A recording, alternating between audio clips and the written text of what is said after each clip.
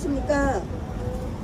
저는 권성동 의원 퇴임 기자회견의 궤변을 듣고 개탄의 심정으로 이 자리에 섰습니다. 권성동은 탄핵 전국 대선 과정에서 쌍권으로 불리는 권영세와 함께 민심을 제대로 파악하지 못한 잘못으로 8% 차이라는 대선 참패를 했음에도 불구하고 반성과 사죄는 한마디 없이 자화자찬으로 퇴임의 변을 마무리했습니다. 저는 권성동 의원에게 해주고 싶은 말이 있습니다. 권성동 의원님, 당이 살아남아야 된다고 생각한다면 탄핵소추안 통과를 놓치지 말았어야 했고, 탄핵소추안을 통과시키고 탄핵에 찬성한 한동훈 지도부가 붕괴되지 않았어야 했습니다.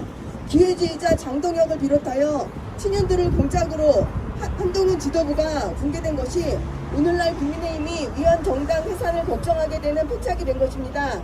또한 민주당이 하자 추성인 후보를 내세웠는데도 불구하고 국민의힘이 참패를 한 이유는 분열이 아니라 개업 옹호 탄핵 반대 당론을 사과하지 않았고, 윤석열 부부와 절연하지 않았고, 자통당 극우 세력과 선긋기를 하지 않았기 때문입니다. 맞아요. 권성동 의원님, 국민들은 바보가 아닙니다.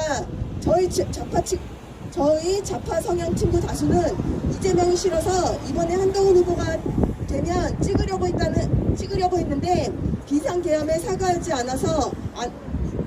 않고 앉아있던 김문수 후보가 되었다며 이재명을 찍었다고 합니다. 참 아이러니합니다.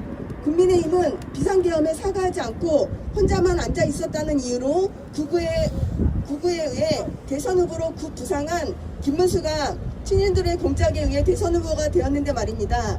이런 후보로도 국민의힘이 단합하기만 하면 이긴다고 생각했던 권성동 의원님, 당신의 정치력은 빵점입니다. 권성동 의원에게 묻습니다. 20수년간 인연을 맺어온 한동훈 전 대표를 윤석열 전 대통령은 왜 비원 벙커에 가두려 했을까요? 저는 한동훈 전 대표는 사적 관계인 권력자 윤석열 전 대통령의 개가 되지 않았고, 국민만 생각하고 국민을 먼저 놓고 정치했기 때문이라고 생각합니다. 물라면 물어오는 개를 원하셨다면 한동훈 전 대표를 선택하지 말아야 했습니다.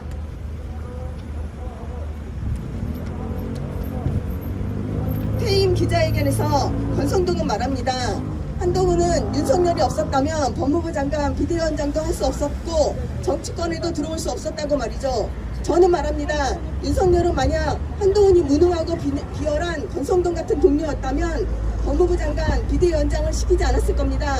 결론은 윤석열이 한동훈을 법무부 장관 임명과 비대위원장 추천을 한 것은 한동훈을 위해 상장을 준 것이 아니라 윤석열 정부의 성공을 위해 능력있고 일 잘하는 한동훈을 이용한 것뿐입니다.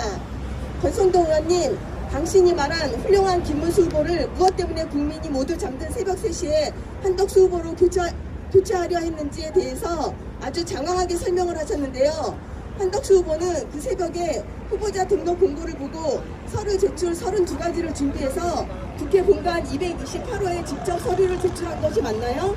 당신이 말한 대로 당원 당규에 따른 민주주의 방식으로 후보 교체 절차를 밟았다면 당당하게 당무감사에 임하시고 필요하다면 경찰 조사도 당당히 받으십시오. 그것이 당신이 지금 초과 3관 다 태워버린 국민의힘에 해야 되는 최소한의 도리입니다. 저는 국민의힘을 사랑합니다. 국민의힘은 계엄의 바다를 건너 국민의 마음을 얻어야 다시 재건할 수 있습니다.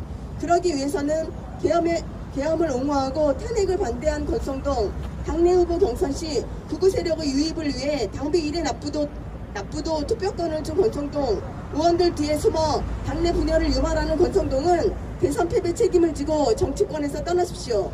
당신이 진심으로 대한민국을 사랑하고 국민들을 걱정한다면, 중진으로서 책임을 다한다면 그것은 정계 은퇴가 답입니다. 반드시 그렇게 하십시오. 감사합니다. 권성동은 떠나라!